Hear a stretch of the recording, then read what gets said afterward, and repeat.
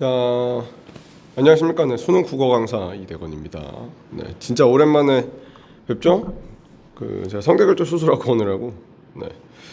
오늘은 중세국어에 관련된 영상을 찍어볼 건데 두 가지 파트로 나누어서 영상을 찍을 거예요. 일단 하나는 중세국어에 관련된 가장 이론적인 걸 하나 찍고, 두 번째 영상은 이제 용비어천가 그리고 세종어조 훈민정음 소학원에 이렇게 세 가지를 좀 분석해서 보도록 할 거예요.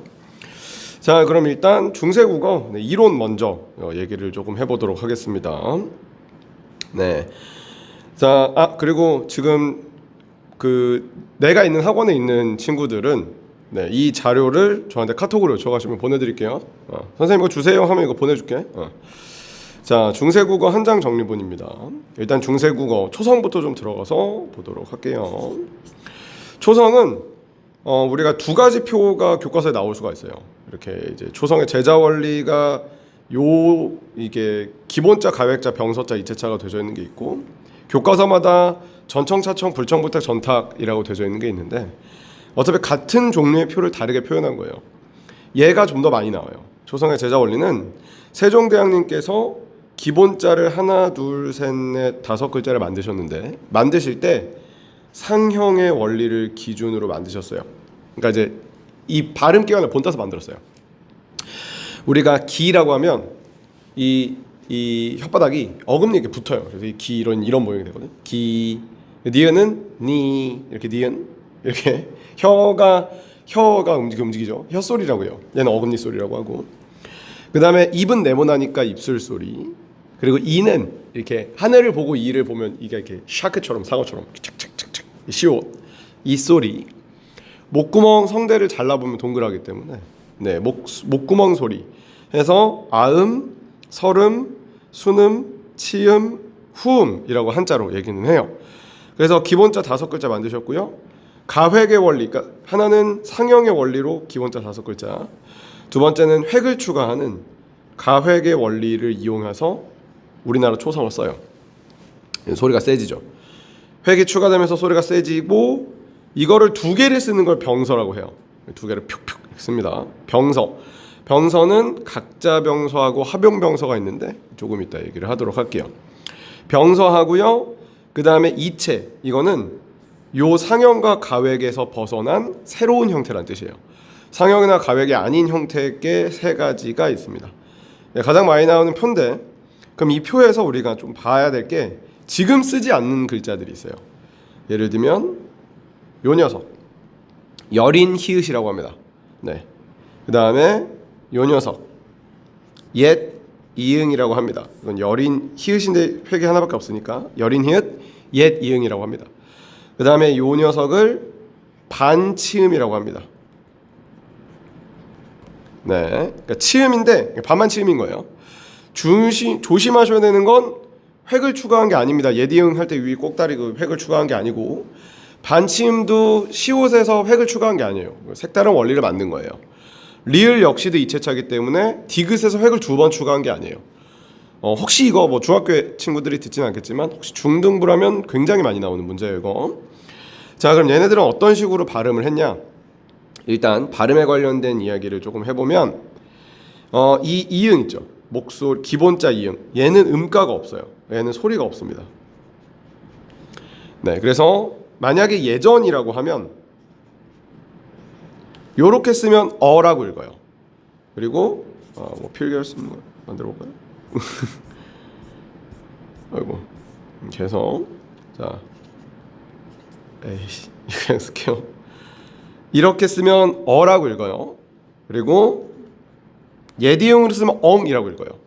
그러니까 그냥 이응은 아무것도 없는 거예요. 그러니까 이게 그렇게 어려운 개념이 아니에요. 우리가 10월 1일이라고 쓸 때 이 이응은 뜻이 있잖아요. 그래서 예를 들면 이렇게 약간 이런 느낌인 거고, 그 다음에 1일은 원래는 이렇게 써야 되는데 앞에 빈 공간을 채워준단 말이야. 그러니까 얘는 이렇게 쓰는 느낌인 거지. 그래서 그냥 이응은 그냥 형식적으로만 있는 거예요. 자, 그래서 이제 얘는 소리가 없었고, 여린 히읗은 이응하고 유사한데 이응보다 좀 세게 발음했다고 합니다. 현대 이응하고 비슷한 거예요. 현대 이응은 이제 예디응으로, 과거에는 예디응인데 이거 어떤 느낌이냐면 너 일하지 할 때 일이세요. work에 일이세요. 1 발음해봐. 1 발음하자. 그럼 1 약간 이런 느낌이에요. 1.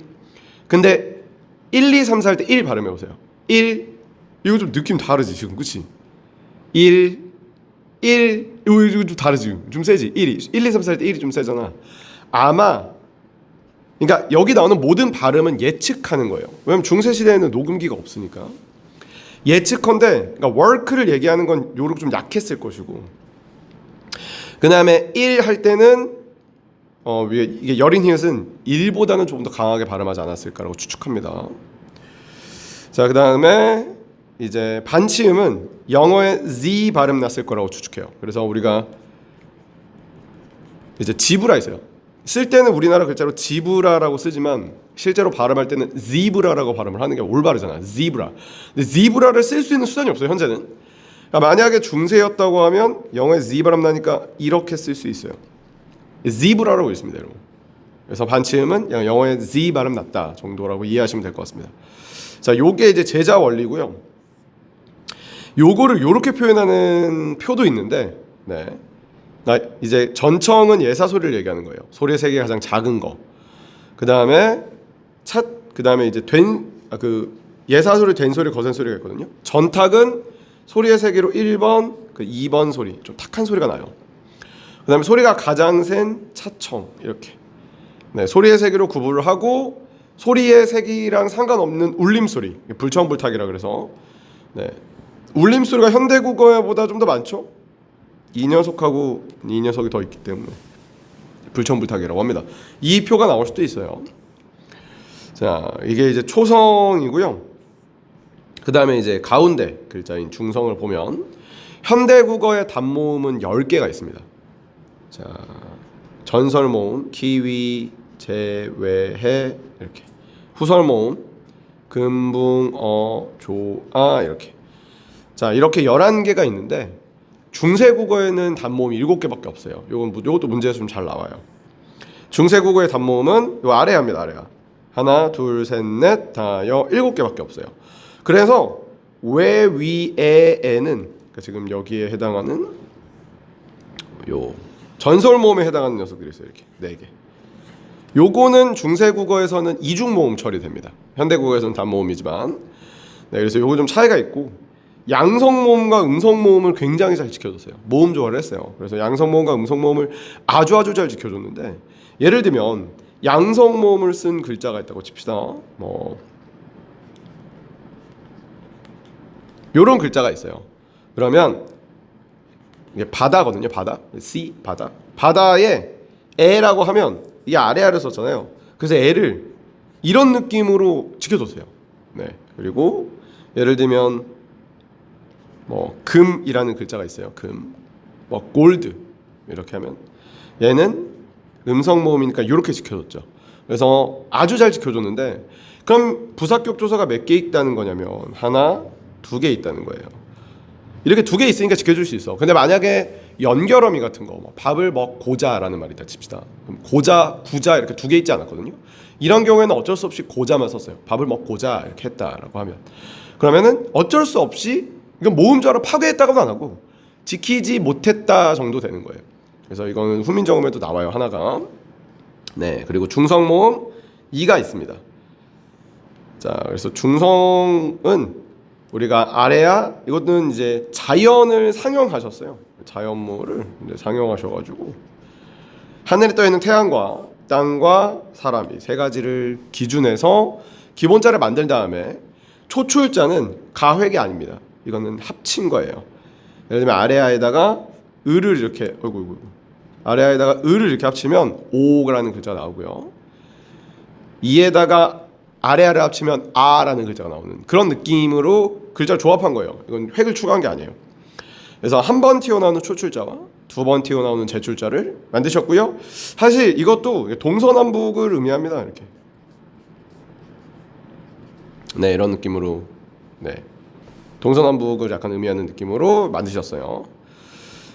자, 그래서 초출자, 제출자와 합용자라는 게 있는데 이제 합용자는 초출자끼리 합치거나 제출자끼리 다시 합쳐서 와라는 글자 만드는 경우가 있어요. 와나 의나 이런 글자들 만드셨어요. 자, 이게 중성입니다. 자, 그 다음에 적기 방법이 있는데 적기하고 쓰긴 다른 거예요. 네, 적기하고 쓰긴 다릅니다. 적기예요, 얘는. 자, 일단 중세 시대는 기본적으로 이어적기, 연철이라는 걸 했고요. 표음적, 그러니까 발음하는 대로 썼어요. 그 다음에 이제 현대국어, 지금은 끊어적기를 기본으로 하고요. 분철이라고 하고 표의라고 해요. 의미를 살려요. 요 말로 문제가 출제될 수 있으니까 요 말을 기억하셔야 돼요. 이어적기는 형태소 구분이 안 돼요. 자, 근데 이제 끊어적기 지금 형태소 구분 잘하죠. 거듭적기는 2번 적었어요. 이거는 근대국어 정도에서만 사용을 했다. 근데 대부분의 학교에서는 근대국어가 교과서에 없기 때문에 이거는 좀 몰라도 된다. 자, 어쨌든 발음은 다 똑같아요. 쓰는 거예요. 이건 쓰는 적기잖아. 봐봐. 현대국어 끊어적기.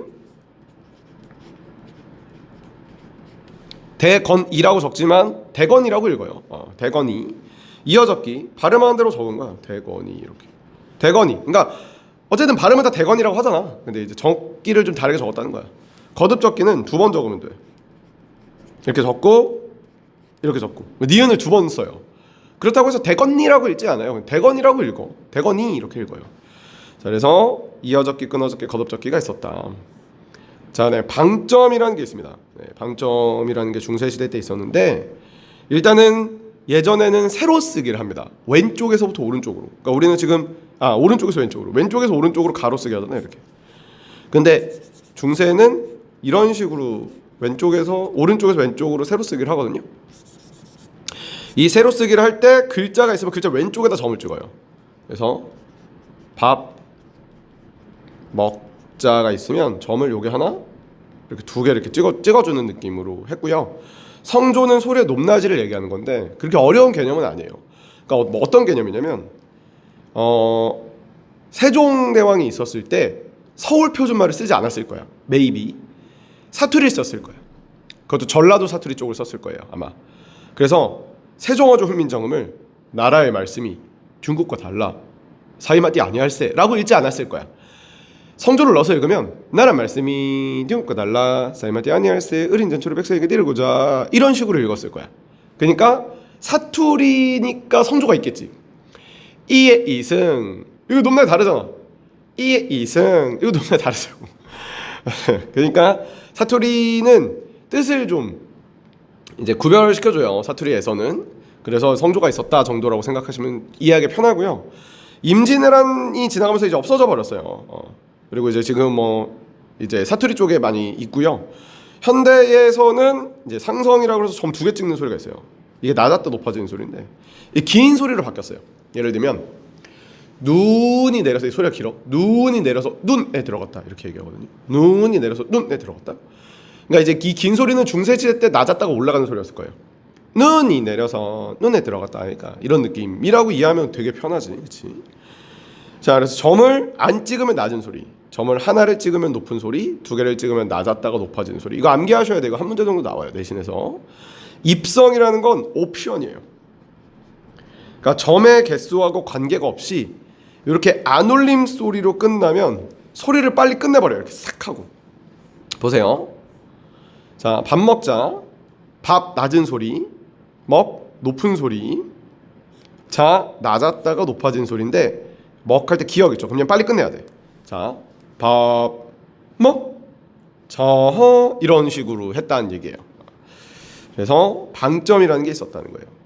자, 그리고 받침이 용벼청가 시절에는 용벼청이 이제 제일 먼저거든요. 종성부용 초성이라고 그래가지고 초성에 올 수 있는 글자들을 전부 다 받침에 썼어요. 현대국어랑 같아요. 현대국어도 그래요. 그래서 처음에 올 수 있는 걸 다 받침으로 썼다. 그래서 이제 꽃, 플라워를 얘기하는데 그냥 중세시대 때는 꽃을 쌍기역이 아니라 그냥 이렇게 썼거든요. 그래서 지읒을 쓸 수 있었어요.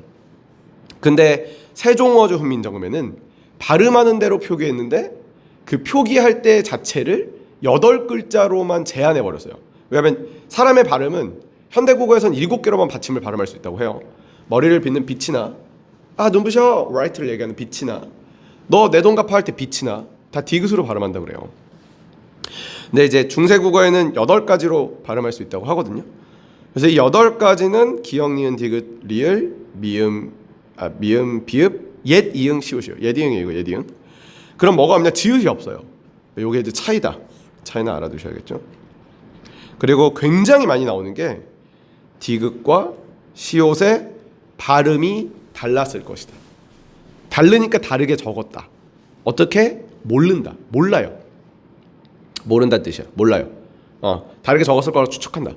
그러니까 이제 뭐 디귿이 들어있는 빛과 시옷이 들어있는 빛은 현대국에서는 다 디귿이라고 발음하지만 중세의 시옷은 뭔가 조금 달랐을 것이다 라고 추정해서 두 개에 나눠져 있는 거예요. 그리고 근대국어로 들어가면 기역, 니은, 디귿이 없죠? 시옷, 예디응, 미음, 비읍이 되고요. 지금은 쓸 수 있는 걸, 이건 쓸 수 있는 걸 얘기하는 거니까 다 쓸 수 있어요. 네, 종성부역 조성 발음은 7가지로만 하고요. 자, 그다음 이제 조사들을 좀 볼게요. 조사들을 이렇게 슉 보면 주격 조사가 있어요.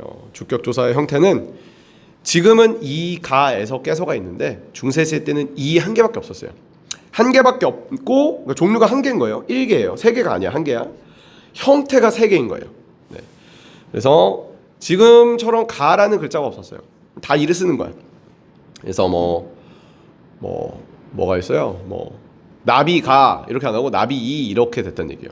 근데 형태가 3개니까 하나는 이 이외의 모음으로 끝났을 때는 짝대기를 이렇게 하나 붙였고요. 이 모음 이외의 모음으로 끝났을 땐 그 다음에 자음으로 끝났을 때는 이를 썼어요. 그럼 얘가 사실 구별이 좀 어렵거든. 예를 들어볼게요. 예를 들면 자 기린이라는 글자가 있어요. 그러면 이 뒤에는 이가 이렇게 오는 거야. 그래서 기린이가 돼요. 근데 이어적기를 했기 때문에 실제로 표기할 때는 기리니로 표기가 돼요. 그러니까 들어있는 글자는 이건데 우리 눈에는 아이고 이가 짝대기가만 붙은 것처럼 보여요. 실제로 이가 붙어 있는 거예요. 그 다음에 사자가라는 말이 있는데 옛날엔 가를 쓸 수 없으니까 요 경우에는 이걸 붙여요. 짝대기를. 그러면 사제처럼 써 있어요. 네, 이런 느낌으로 써 있어요. 그래서 기린이, 사제 이렇게. 그러면 구별이 사실 이 기린이하고 사제는 구별이 잘 안 되잖아요. 한자인 경우에는 구별이 좀 잘 돼요. 그러니까 원래 원형이 무엇이었냐, 받침이 있냐 없냐로 구별하시고 한자인 경우에는 좀 더 잘 드러나는 게 기린을 이제 한자로 쓰면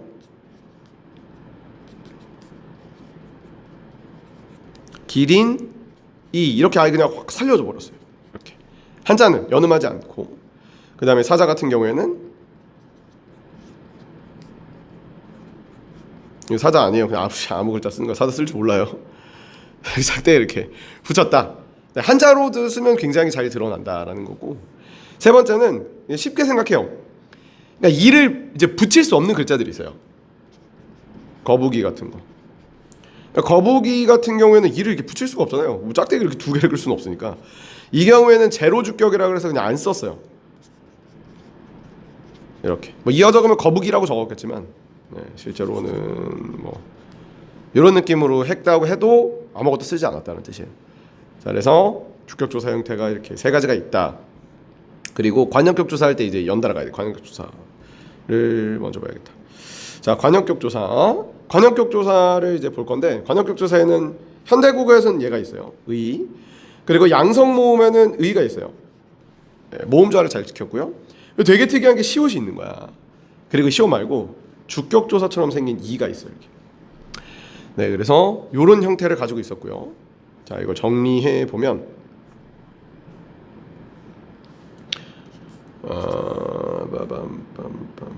잠깐만요. 펜의 두께를 줄여가지고. 오케이. 네. 자, 그럼 봐요. 시옷이 있고요. 우이 너무 두껍다 그러시고. 시옷이 있고요. 그 다음에 의가 있고 의가 있어요. 아주 예외적으로 의가 있었어요. 시옷을 썼다는 얘기는 둘 중에 하나라고 생각하셔야 돼요. 무정명사거나 아니면 유정명사면 이건 높임 표현인 거예요. 높임 표현이거나. 의는 유정명사에 사용하는 거고요. 양성모음과 음성모음을 맞췄다는 얘기예요. 자, 예를 들어서 들어가면 나라 뒤에 시옷이 이렇게 쓰였어요. 이렇게 받침에 이렇게 시옷이 써요. 그럼 나라의란 뜻이에요. 나라는 무정명사니까. 그럼 무정명사가 유정명사 어떻게 구별하냐? 그 때렸을 때 움직이면은 유정명사예요. 예를 들면 귀뚜라미 팍 유정명사예요. 바다 바다 바다는 안 움직이잖아. 그럼 무정명사예요. 나라. 그리고 유정명사는 부처님 계시죠. 부처. 부처님 같은 경우는 시옷 썼다고. 부처님은 때리면 움직이실 거 아니야. 그러니까 되게 불경한 말을 했다. 근데 어쨌든 이제 이런 경우에는 시옷이 붙을 때는 부처님께서로 부처님 이렇게 올 높여서 얘기하는 거야. 그 유정명사 같은 경우는 을을 썼어요. 네, 뭐 높이지 않아 볼까요? 고기 이런 경우 그러면은 고기의 이렇게 썼다고요. 네, 양성모 음성모 맞춰가지고. 그리고 이 같은 경우에는 이 대명사 특히 이제 2인칭 대명사인 경우에 사용을 하는데 자 저의라는 말이 있어요. 그럼 중세 시대 때는 저 짝대기를 붙여. 그래서 제 이렇게 제라는 글자로 써요. 그럼 이게 주격조사 헷갈리거든. 저가인지 저의인지 조금 헷갈릴 수 있어요. 구별하는 방법은 어떻게 구별하냐면 관형격 조사인 경우에는 방점이 없어요. 그러니까 이제 평성이에요. 평성. 그래서 관형격 조사의는 평성이라 네, 점이 없다. 그리고 이제 주격 조사 같은 경우에는 점을 하나를 찍어요. 상성이다. 예를 들면 나의라는 말이 있어요. 나의 옛날에는 나의가 주격 조사니까 내가라는 말이 있어요. 나가 주격 조사 가를 붙여요. 그럼 이렇게 내로 쓰거든요. 요 경우에는 점을 이렇게 하나 찍어서 상성이었어요. 이렇게. 자, 그래서 약간 이런 느낌으로 차이가 상성이란다. 거성이었어요. 그래서 점 하나를 이렇게 찍어서 표현을 좀 했다라고 보시면 됩니다. 자, 그다음에 목적격 조사는 실프래요. 지금하고 동일한데 모음 조화에 따라 종류가 두 개였다. 정도 알아두시면 되고요. 주의하셔야 되는 게 예를 써서 을을 썼는데 앞말에 리을이 쓰기가 이어져 올 거 아니야. 그래서 늘처럼 보여. 조심해야 돼. 고르면 안 돼. 자, 아들 옛날에 아들을 이제 아래로 썼거든요. 아들을 이거잖아. 아들을 데리고 와서. 자, 근데 실제로 쓰면 어떻게 써? 이렇게 쓴다고. 아들을. 그러면 요거 때문에 오씨 이거 리을 쓴 거 아닌가라고 생각할 수 있는데 안 된다고. 을을 쓴 거야. 을. 요거 페이크 하나면 좀 조심하세요. 혹격 조사가 있었어요. 지금의 아와 야는 지금도 쓰죠. 대건아, 수지야 이렇게 쓴다고. 혜린아 이렇게. 근데 중세 시대 때는 특이하게 하가 있었다. 하는 높이는 혹격 조사예요. 임금님 하, 님하 이러면 님을 되게 높이는 말이에요. 이게 하나 있었다. 특이하다. 부사격 조사 지금하고 같은데 양성 모음과 음성 모음을 구별하는 애와 애가 있었다. 정도 알아주시면 돼요. 자, 그 의문형 종결어미가 있어요. 의문형 종결어미 중에 그냥 판자음 어문은 네 아니오, yes or no로 얘기할 수 있는 것들은 가로 끝나요. 너 점심 먹었니? 라는 말이 있어요. 네 아니오라고 얘기할 수 있잖아. 그럼 중세국어 때는 너는 점심을 먹었는가? 약간 이런 경우. 너는 이제 2인칭이니까 뭐랄까 어쨌든 그래요. 점심 먹었는가? 이렇게. 밥 먹었는가? 이렇게. 그 다음에 설명 어문은 설명을 요구할 때 쓰는 말이에요. 무엇을 먹었는고? 이렇게. 고자로 끝나는 말들.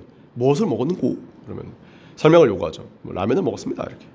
그 다음에 2인칭 주어를 가지고 있으면 다 끝나요. 너는 어디로 갔는지 아는가? 라는 뜻인데 너는 어디로 갔는지 안다? 이렇게 끝나요. 2인칭 주어인 경우는 다를 써요. 자, 그리고 명사형 어미가 있는데 현대국어의 명사형 어미는 미음이나 음이나 기예요. 명사형 어미는 이제 덕후체라고 하거든요. 이제 덕후를 비하려는 의도는 없지만 나도 덕후야 씨. 근데 이제 덕후들이 말을 이렇게 한다고. 너 뭐해? 너 밥 먹음 이렇게. 밥 먹음 이렇게 하잖아. 그래서 미음이나 음이나 밥 먹음 그림 이렇게 할 때 쓰는 말들이 있는데 중세 시대에는 그 미음이나 음이나 기를 옴이나 옴으로 썼어요. 왜 두 개냐? 모음 조화를 시켰으니까. 그러니까 중세국어면 밥 먹음 이렇게 얘기했다는 거예요. 훈민정음에서 하나 사용합니다. 그리고 명사 파생 접사는 아래아를 썼거나 음을 썼어요. 그래서 아예 품사를 바꾸는 것들이 있어요. 지금에는 이제 명사 파생 접사가 좀 더 있어요. 대표적인 게 그래 얼음 볼까요? 얼다란 말에다가 음을 붙이잖아요. 얼음 이렇게. 그래서 그때 옛날에도 이제 음이라는 말이 있는데 아래아를 쓰는 음도 있었다 정도 보시면 돼요. 자, 그리고 네, 히읗종성체언이라는 게 있어요. 히읗종성체언하고 기역고경체언이라는 게 있는데 기역고경체언 뒤에 넣어놨나요? 이런 안 넣어놨네요. 하면서 같이 할게요. 히읗종성체언이라는 건 명사가 뒤에 히읗을 가지고 있는 거예요. 이게 되게 이상한 거예요. 받침이 아니라 뒤에서 이제 몰래 숨겨서 가지고 있는 거예요. 예를 들어 여기 나와 있지만 뭐 나는 머리라고 해볼게요. 머리라는 글자 있어요. 받침으로 있는 게 아니라 히읗을 가지고 있어. 그래서 뒤에 모음으로 시작하는 게 붙으면 이게 드러나. 휴. 혼자 있을 때 안 드러나. 혼자 있을 때는 그냥 머리라고 써요. 머리 하고 히읗을 안 써요. 그러다가 뒤에 이런 식으로 붙이면 머리희가 돼버려. 그리고 축약이 될 수 있는 말들이 오잖아. 뭐 머리가라고 할게요. 현대국의 머리가 머리가락. 그래 머리가락. 그럼 축약이 돼서 머리카락이 돼요. 그래서 머리카락을 하는 거야. 한 가락 한 가락. 원래 가락국수야. 가락 한 가락. 그 머리카락을 하는 거. 그리고 축약이 될 수도 없고 드러나지도 않는 것들이 오잖아요. 예를 들면 털 같은 거. 이미 뭐 센소리인데 거센소리인데. 그럼 드러나지 않아요. 그럼 이런 경우엔 드러나지 않고 머리 털 돼요. 땅도 땅이라는 글자 뒤에 히읗이 있어요. 그래서 이를 붙이면 땅히, 도를 붙이면 땅토. 그리고 이제 시옷 같은 거는 뭐 어떻게 드러나기가 되게 애매하잖아요. 그러면 그냥 땅하고 시옷, 히읗을 안 써요. 이런 느낌이 히읗종성체언이고요. 기역고경체언, 기역 덧생김체언이라는 건 뭐냐면 덧생김이라고도 하고 고경이라고도 하는데 이건 아주 예외적인 거예요. 일반적인 경우가 아니야. 그리고 모든 명사가 이렇게 되는 것도 아니고 아주 예외적으로 일부 몇 명사면 이렇게 됐어요. 나모라는 글자가 있어요. 나모. 나무 현대국의 나무죠. 근데 옛날에는 이제 나모라고 했단 말이에요. 나모라는 글자에다가 보조사 은을 붙이잖아요. 그러니까 지금은 나무는 이라는 거예요. 나무는. 그러면 나무라는 글자의 모양이 변해요. 나무라는 글자가 이렇게 변해버려요. 기억으로 변해요. 존나 이상하죠. 그렇죠? 여기다가 얘를 붙여요. 이렇게 되는 게 기억 덧생김. 기억이 없었는데 갑자기 덧생겼다. 그리고 모양이 변했다는데 이게 되게 이상하게 보일 수 있는데 그렇게 이상한 게 아닌 게 현대국어의 동사는 활용하거든요. 이런 식으로. 예를 들어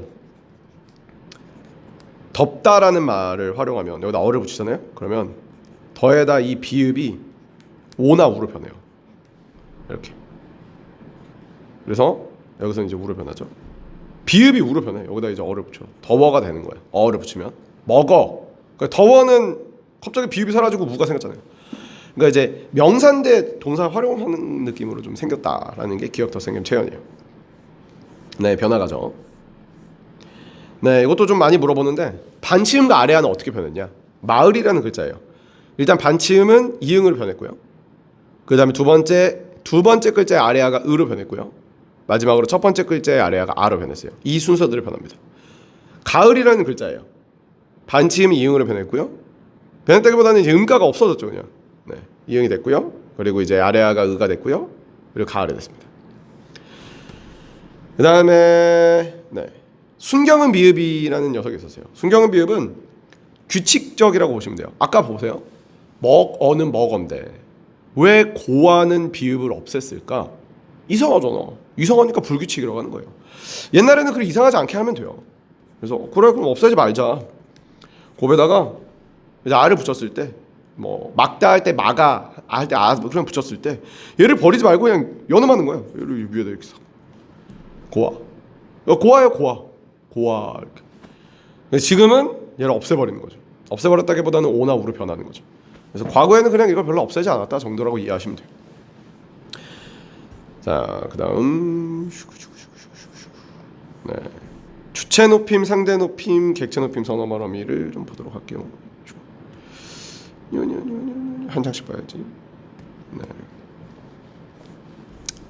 30분 정도 지났네. 화장실 갔다 오실 거면 잠깐 5초 화장실 갔다 와요. 자, 일단 선어 말어미. 주체 높임, 선어 말어미는 지금도 있어요. 주어를 높이는 거고 지금하고 형태가 같아요. 크게 다르지 않아요. 자, 가다. 대건이가 가다. 이거 반말이잖아. 이걸 높이면 가시다라고 한단 말이야. 그 시가 있어요. 가시다. 그 다음에 또 뭐 우리가 먹으시다라는 말이 있어요. 먹으시다. 의시를 붙일 때가 있는데 그런 경우에는 보통 샤를 써요. 그러니까 먹시하다 이런 식으로.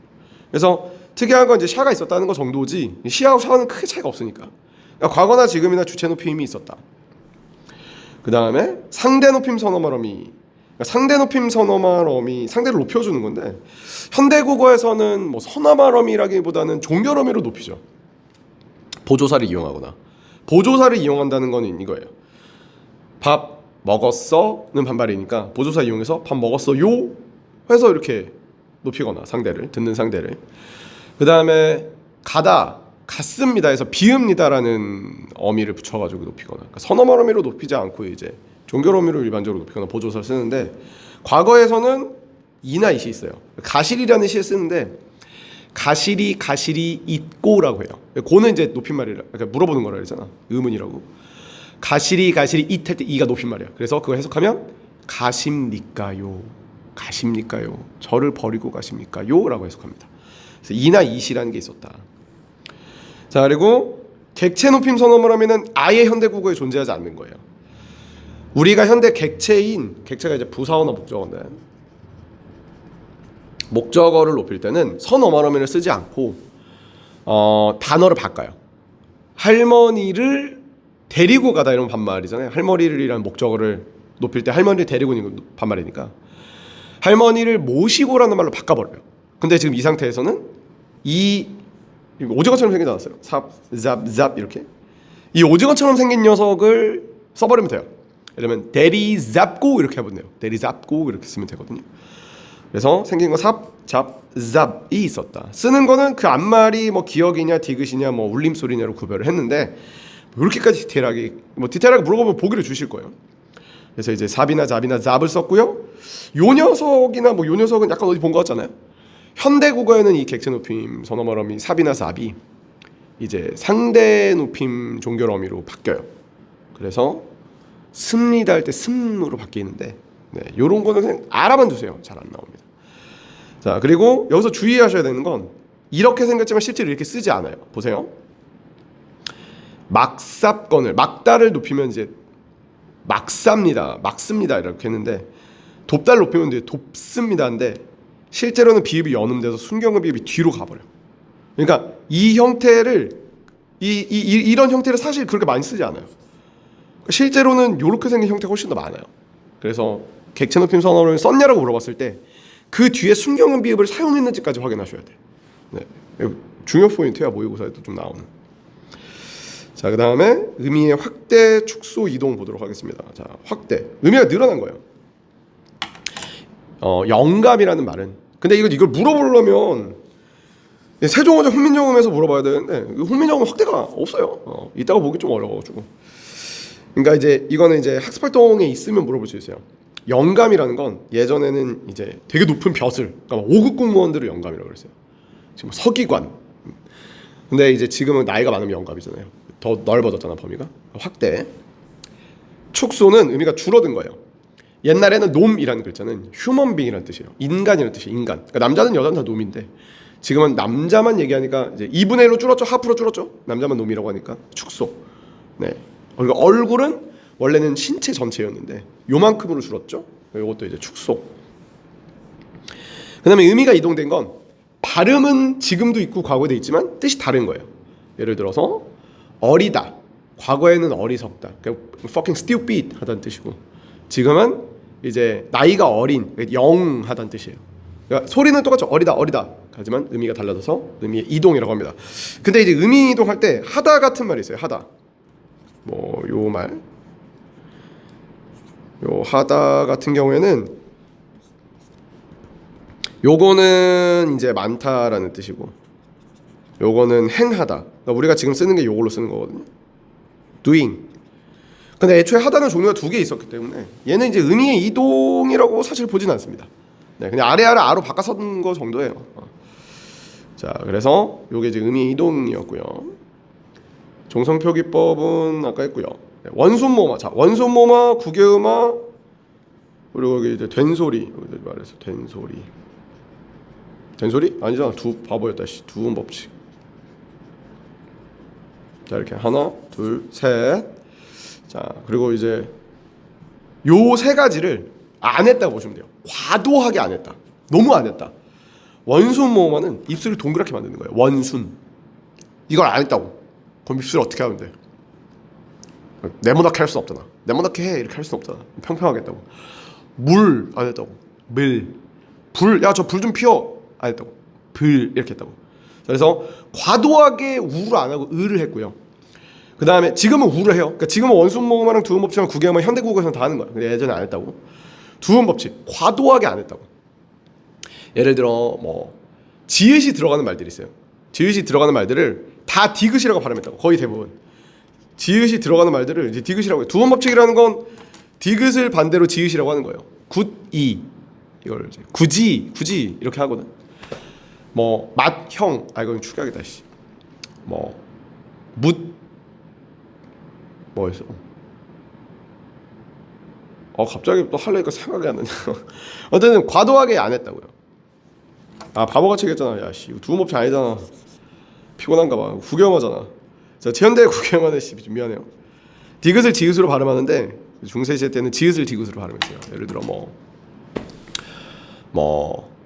저기 그럼 벽이 이렇게 얘기했어요.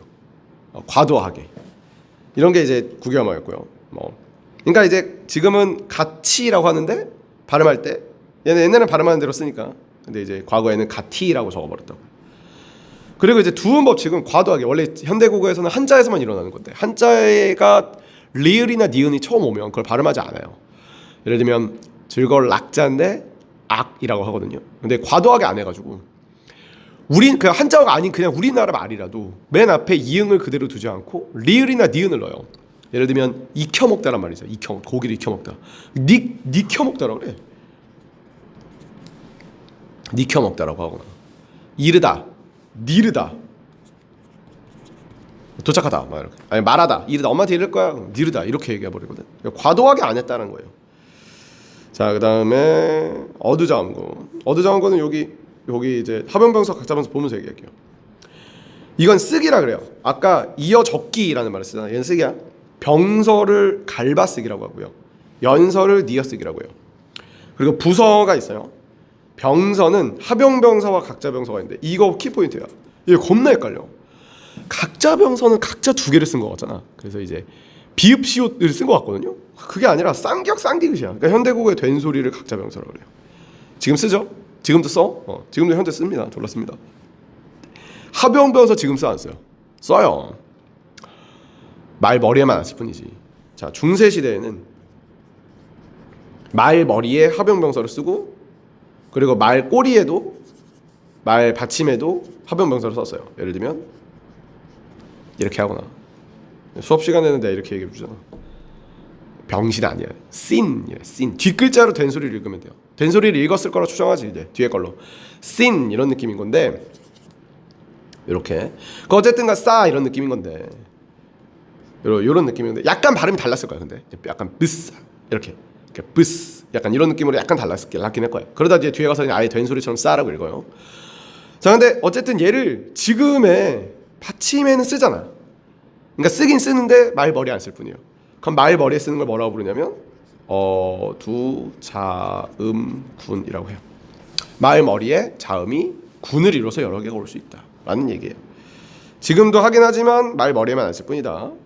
그다음 위아래로 쓰는 거는 순경은 비읍, 순경은 피읍, 쌍비읍 이런 것들이 있는데 얘네들은 지금은 안 쓰죠. 네, 지금은 사용하지 않습니다. 위아래로 씁니다. 자, 그리고 부서는 지금 다 쓰죠. 우서, 우측에다가 말을 이렇게 모음을 붙이거나 하서, 아래 하자죠. 아래에다 이제 말을 붙이는 걸 하서라고 합니다. 이걸 부서라고 불러요. 이렇게 우리나라 말을 조합해서 썼어요. 자, 그 다음에 동국정운식 한자 표기법입니다. 자, 일단 주스라는 말이 있어요. 주스, 오렌지 주스. 이거를 쓸 때 어떻게 써야 될까요? 이렇게 씁니다. 주라고 하지 않고요. 주스 이렇게 하지 않고요. 주스라고 씁니다.